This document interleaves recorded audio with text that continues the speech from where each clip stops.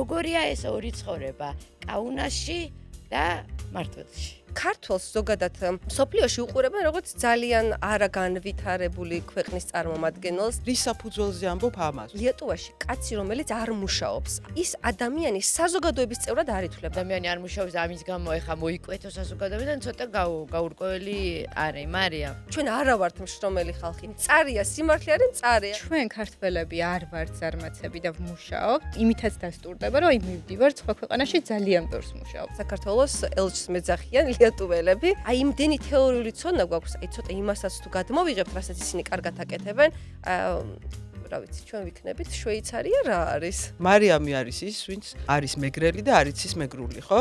5 ენაზე ვწერ, ვკითხულობ, ვსაუბრობ. მე რომ სუფრასთან დამსვათ 20 ქართველი როზის და აი ამ 20-დან 5 ქართველი კაცი რო იყოს მთვრალი. მე იქაურობას აუცილებლად გავერიდები. 20 ლიეტუველი და 20-ვე კაცი რო იყოს და 20-ვე მთვრალი რო იყოს ნასვამ მდგომარეობაში, მე უფრო შვიდად ვიქნები შინაგანად. მაგრამ მე მგონი ეს ყველაფერი გრუზინულია.